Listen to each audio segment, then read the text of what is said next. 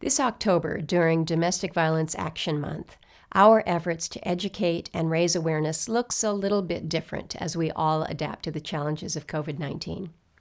But there's a lot going on virtually, on social media, and in different venues across the state. Awake and other organizations are hosting awareness and action events throughout the month of October, and I would encourage everyone to check them out. From a wellness expo at UAA to discussions on a need for a culture shift that's being held at the Anchorage Brewing Company. It's great to see advocates coming together to help create a safer Alaska. October in Alaska is a beautiful time. I love it. The leaves are changing. We wake up to frost. We begin to feel the winter coming.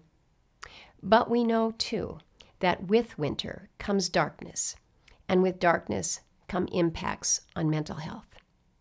And the strength of our mental health is often tied to the safety of our physical health. Between 50 and 75% of Alaskans have either experienced or know someone who has experienced domestic violence or sexual assault. This is compared to the national average of 1 in 4 women and 1 in 33 men.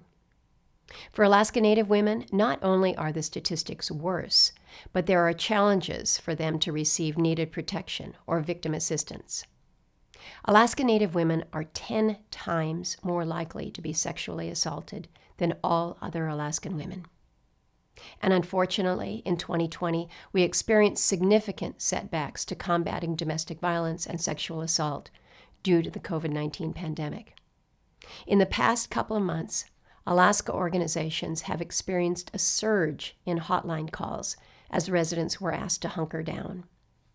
From mid-March to April, hotline calls jumped by 52%. This past June, Western Alaska experienced a blight of domestic violence deaths in Alaskan villages, where there were 5 domestic violence homicides in just 10 days. To say that our problem in Alaska with domestic violence is unacceptable, that these deaths are painful tragedies, is a weak understatement. I know that we can do better. You know. We must do better. I urge everyone to educate themselves with the reality that we face in Alaska. It's not an easy subject to discuss, but it is important that we have these difficult conversations with our sons and our daughters about what a healthy relationship looks like and the importance of respecting our partners. In Congress, we have the ability to fight for resources, create new programs, and make lasting legislative solutions. But often, so often, change starts from home and the grassroots, when communities stand up and say, enough is enough. As an Alaskan first, a mom of 2 grown sons, a wife, and as a U.S. Senator, I'm here to ask you to stand with all of us and to start the long journey forward. We must end Alaska's relationship with domestic violence and sexual assault.